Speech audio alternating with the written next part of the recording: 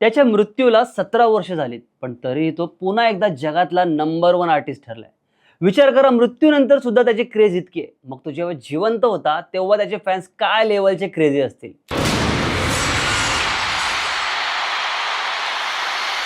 हो, मी king of pop great Michael Jackson बद्दलच बोलतोय. जीसस क्राइस्ट नंतर जगातला सर्वात फेमस आणि ओळख असणारा माणूस.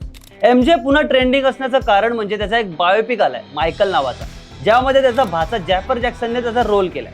पण मेन मुद्दा असा आहे की मायकल जॅक्सनमुळे शिवसेना आणि भाजपाचे संबंध कसे काय बिघडले होते हे जाणून घ्यायला तुम्हाला 30 वर्ष मागे 1996 मध्ये जावं लागेल, जेव्हा मायकल जॅक्सन मुंबईत आला होता. चला मग जाऊया. भारतातल्या मायकल जॅक्सनच्या कट्टर फॅन्ससाठी हा एकमेव हिस्ट्री वर्ल्ड टूरचा शो आयोजित केला होता. ज्यावेळी तो मुंबईत आला होता तेव्हा त्याचं पारंपरिक पद्धतीने स्वागत करण्यात आलं होतं. राज ठाकरे आणि सोनाली बेंद्रे यांनी त्याचं स्वागत केलं होतं. पण मुंबईत आल्या पठ्ठ्या पोहोचला थेट मातोश्रीवर बाळासाहेब ठाकरे यांना भेटायला. त्यांच्या खांद्यावर कुणाची हात ठेवायची काय मजाल, पण दोघांनी एकमेकांच्या खांद्यावर हात ठेवून आयकॉनिक फोटो काढला. खरं तर शिवसेनेमुळेच एवढी मोठी कॉन्सर्ट इथे होणार होती, पण त्याच दरम्यान शिवसेनेचा मित्रपक्ष असलेल्या भाजपाला एक खटकलं होतं. भाजपासोबत विरोधकांचं सुद्धा हेच म्हणणं होतं की हिंदुत्ववादी शिवसेना या वेस्टर्न कल्चर असलेल्या पॉप म्युझिक शोला सपोर्ट कसा काय करू शकते. बरं, पुढे काय घडलंय मी सांगणारच आहे, पण त्याच्या आधी गाजावाजाला सबस्क्राईब केलं नसेल तर आत्ताच्या आत्ता सबस्क्राईब करून घ्या आणि आमच्या इतर अपडेटसाठी बेल आयकॉनवर नक्की क्लिक करा. भाजपाच्या विरोधामुळे शिवसेनेवर दबाव वाढत चालला होता.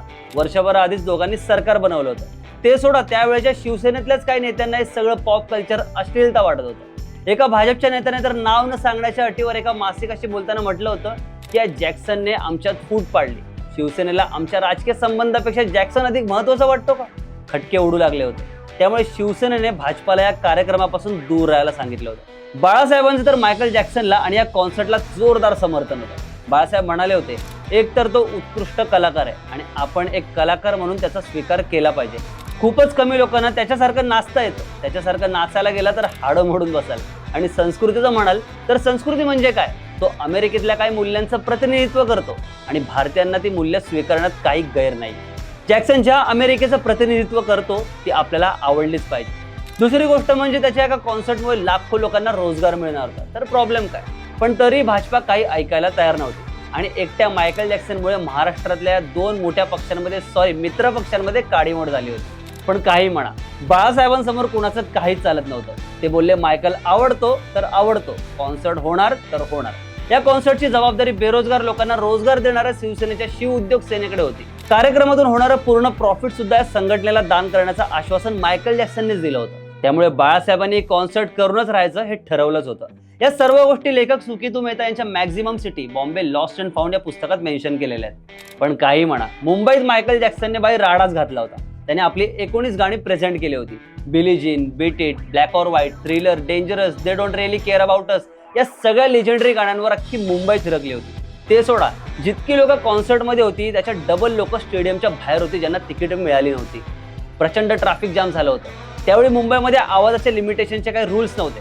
त्यामुळे त्याच्या गाण्यांचा आवाज कित्येक किलोमीटर दूर ऐकू येत होता आणि जिथे जिथे आवाज येत होता तिथे तिथे लोक नाचतच होते. शेवटी एकच सांगायचं, मायकल जॅक्सन एकदाच होतो, पुन्हा होणे नाही.